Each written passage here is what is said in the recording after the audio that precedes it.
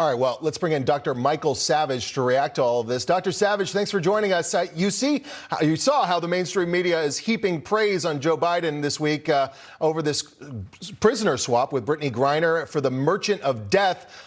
This was something, according to John Bolton, President Trump was not willing to do. What do you make of all of this? Well, Mike, the madness of our times is now metastasizing into a terminal cancer. The hater Sheila Jackson Lee, who is the Kanye West of Congress, listen what she said. She said the arms dealer that we traded for, the merchant of death, never killed anyone, you see. It was only his weapons that killed people. If you can believe that a sitting member of Congress would say a thing like that, then you can believe everything else that they say. Sheila Jackson Lee said that the arms dealer, the merchant of death that we traded for the black lesbian dribbler, never killed anyone. Only his weapons killed them. Therefore, he's not a murderer. That's hard to believe, isn't it? But that's the world we live in because we have lost the media. When you have NBC, CBS, ABC, CNN, and most of Fox News basically repeating the government media complex lines, we, the people, have turned off from the news. That's what's really going on here. Other than Newsmax and a few other outlets, where are you getting an alternate viewpoint of what's actually going on, Mike? Nowhere. And I know that we're going to segue into another topic, and I have a mind blower for everyone today about the crypto crook, if you want to get into that one. Absolutely. Well, let's do that. We would like to talk to you about this. Some in the media, though, also making this about something entirely different. I would like to get into this MSNBC op-ed. Brittany Griner, though, is finally freed, but her peril is that of black women in America. And listen to what CNN's Don Lemon had to say about this, Dr. Savage. I think I would be remiss if we did not mention also the importance this plays for the LGBTQ community. It shows the struggles and the danger that members of the LGBT community face around the world. Dr. Savage, Russian state media is mocking the United States for this deal. Listen to this. Он морпех, он увешан орденами. У него одна проблема, две. Проблема первая, три. Проблема первая, он белый. Вторая, он мужчина. Третий, он, судя по всему, все-таки гетеро. А этого сейчас вообще не прощают. Читатель выбирает очевидное. И я считаю, что для нас это вторая хорошая новость. So I guess, Dr. Savage, I mean, what do you make of this? It looks like the Russians are not stupid. They've been around a little while, and their news people are very smart. And she said that the Marine that we left behind had three problems. One, he was white. Two, he was heterosexual. And three, he was a Marine. Apparently, those constituencies do not matter to the government media complex under the Biden crime family.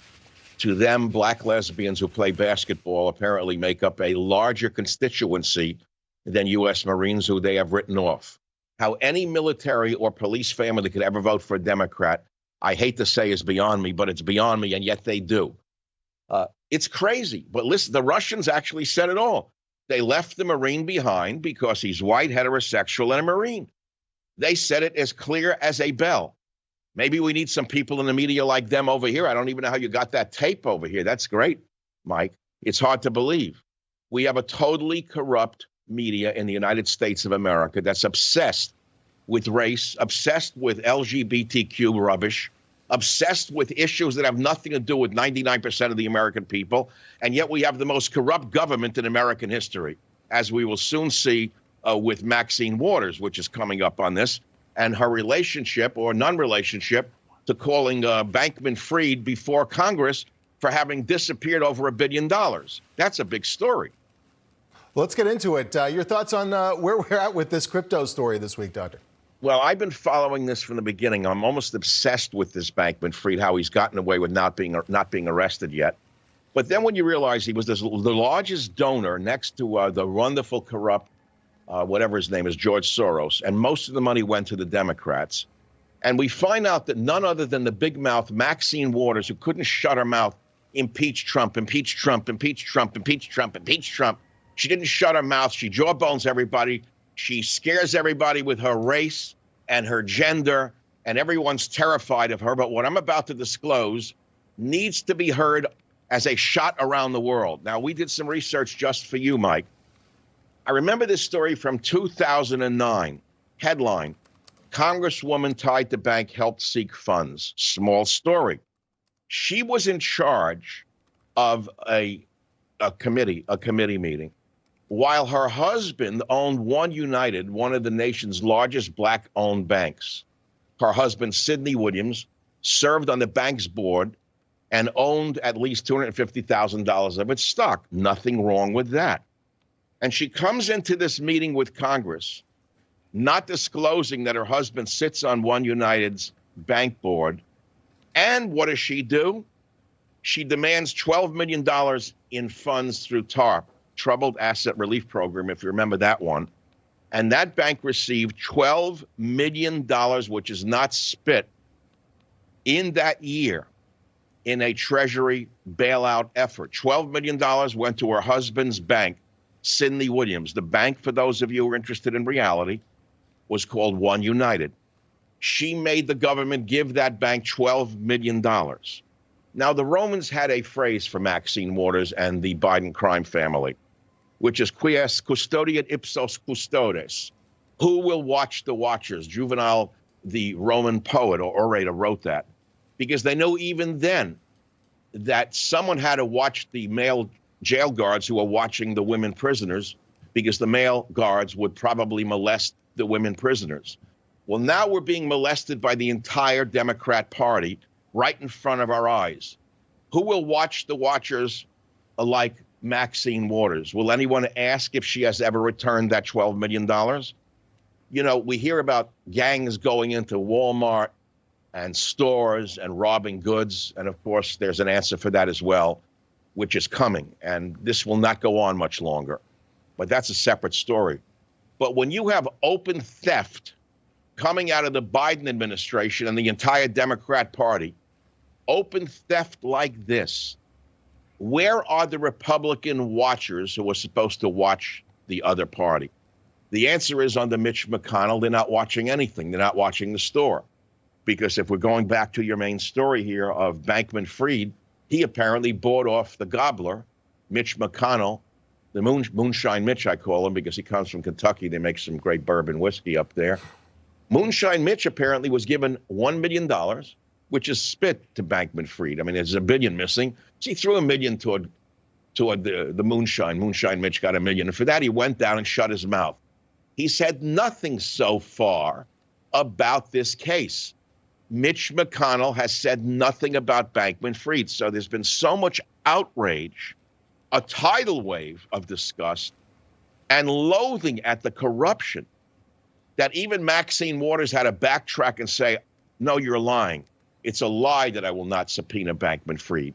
Well, meanwhile, one sentence lower, she said she would not, in fact, subpoena him. Then she said she would. And now, of course, we're learning that he will testify on December 13th at the House Financial Services Committee. And that's because there was finally enough outrage about this crooked SOB that he's going to go up there and try to lie his way through that hearing. And he'll do very well indeed, since he's bought off both sides of the aisle, Mike. Yeah. This is a kid, if you watch him carefully enough, whose parents probably told him he could do no wrong. This Bankman-Fried came from two liberal Stanford law professors who, by the way, just took leave from Stanford. They won't be teaching this year, you see. Not because there was anything wrong or no impropriety of them buying $113 worth of penthouses and stuff in the Bahamas, which they said they're going to give back, by the way. That's like you rob a bank and you say, oh, wait a minute, I didn't know what I was doing. Here's the money back. It's not a crime. So now they're not teaching at Stanford. These are the kind of liberal parents who, when the child was growing up, I hate to be graphic, but I did a show about it many years ago. If this child, this spoiled brat, took a diaper full of his feces and smeared it on the wall, they would say it was modern art and that they should somehow freeze it and sell it in a gallery. This is who this kid is. He's never been reprimanded. He's never been told to shut his mouth. He's never been told to tell the truth. And so he's lied his way to this point, and there's $1 billion missing. That's a lot of people got screwed. Now, we're not saying he took it himself, Mike, But where's the $1 billion? I mean, somebody must have gotten the money. Well, maybe it must Mitch have gone McConnell will look somewhere. into it now, Dr. Savage. We appreciate you joining us tonight. There he goes, calling out Mitch McConnell. Maybe he'll listen to you now, Dr. Savage. Thank you. Who will watch, Mike? Who will watch the watchers? The Romans knew all about corruption. Absolutely. Quies custodiet ipsos custodes. We have nobody watching the watchers. They've all been compromised, Mike. And all we the people can do is say thanks for having me. Thank you. Well, we appreciate having you tonight, Dr. Savage. Thank you. Dr. Michael Savage, Michael Savage Podcast.